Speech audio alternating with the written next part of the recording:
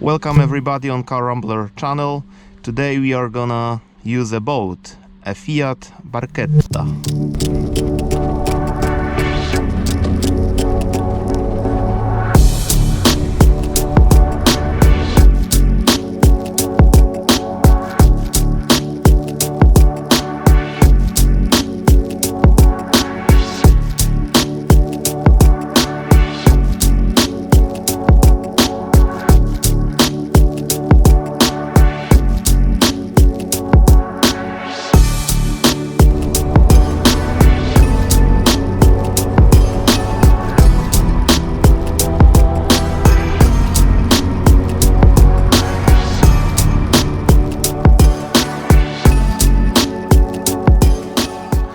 So barchetta in Italian means a small boat, and this is, let's say, it has a double meaning. So first one is the boat, and in car design it's simply a car without a roof with a very small, tiny, light windshield. In 1995 it wasn't possible to make a very tiny little windshield like in 1950s, 60s because of the security reasons.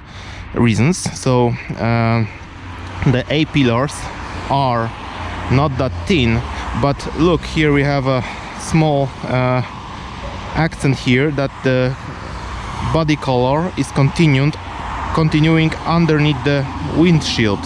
So the windshield is gives this impression that it's very light and small.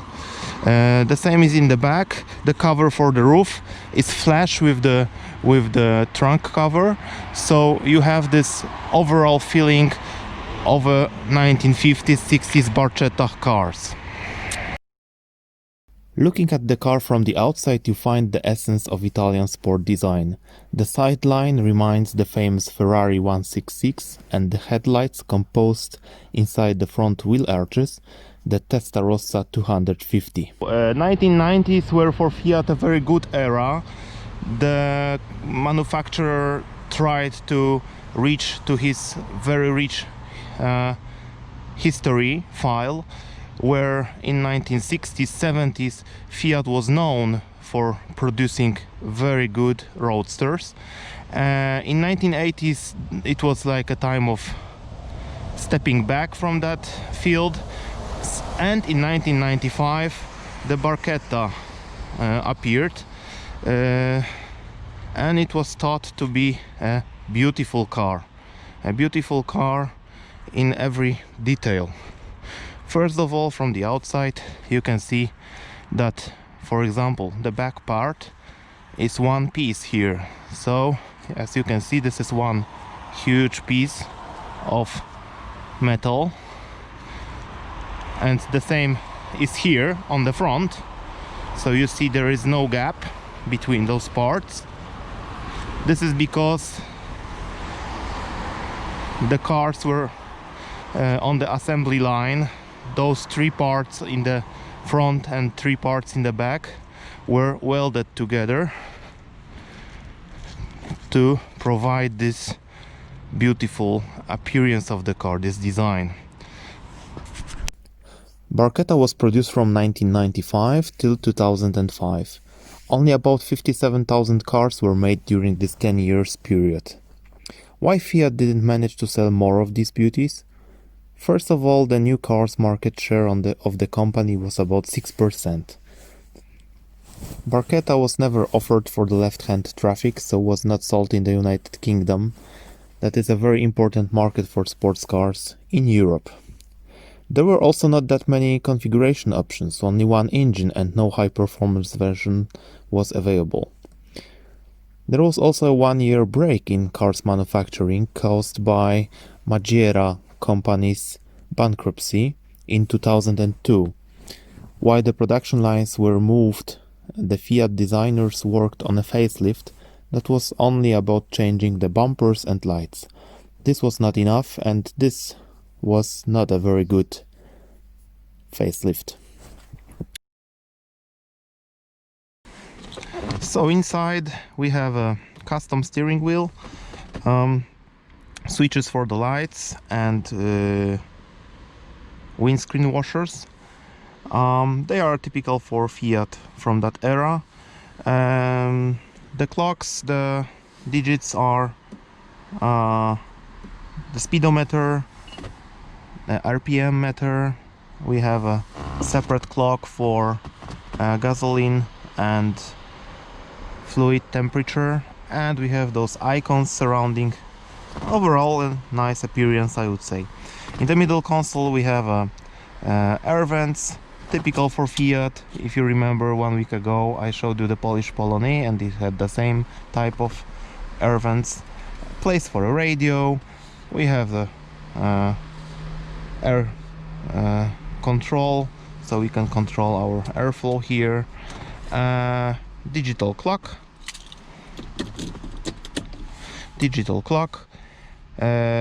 Here we can turn on and off the lights, fog lights, and surprisingly very small, tiny little ashtray. For Italian car, this is very strange. This is something that is strange here. Manual gearbox, and here we can close and open the windows. Underneath the handbrake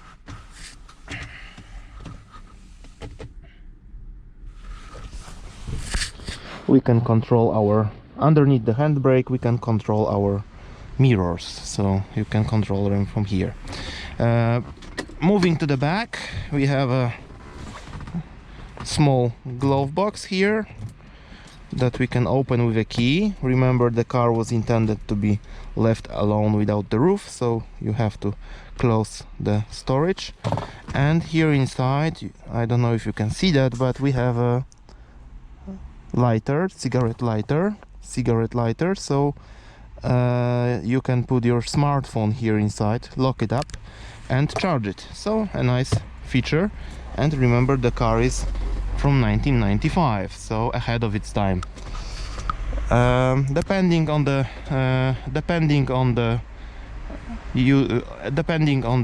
owner wish, there could be an airbag like here, or a glove box. Here we have an airbag, so no storage space at all. The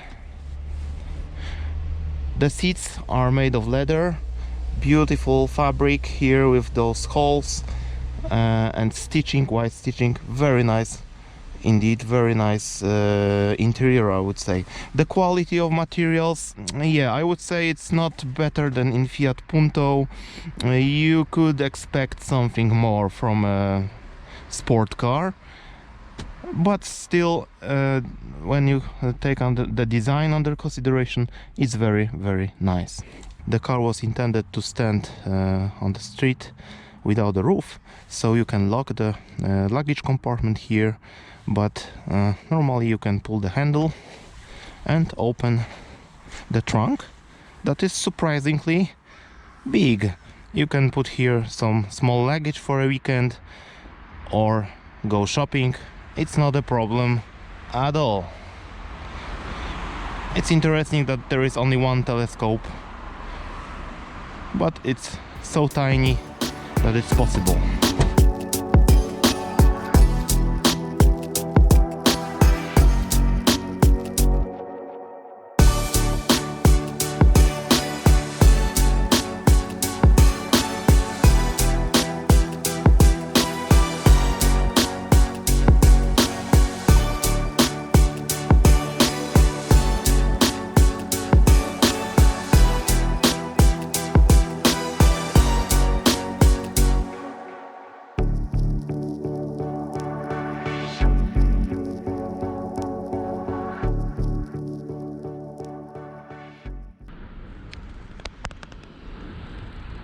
On the top and a very tiny windshield.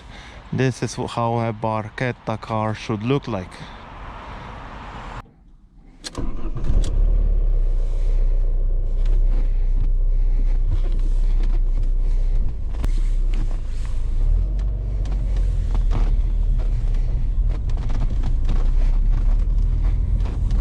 Czy teraz?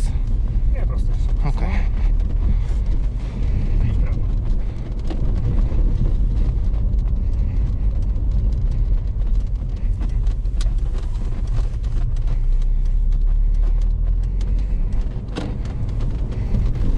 I just can't believe I forgot to film the engine bay.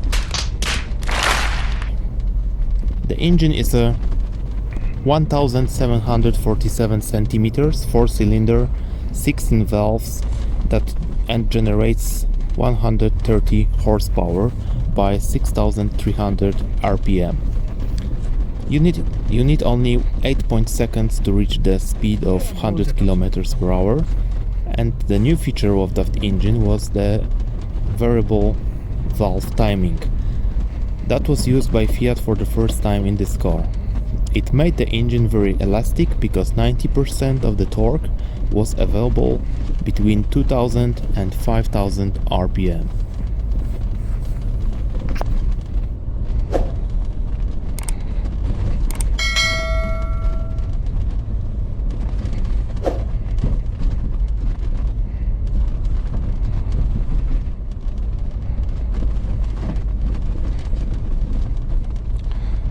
Łódeczka i pływamy prawie.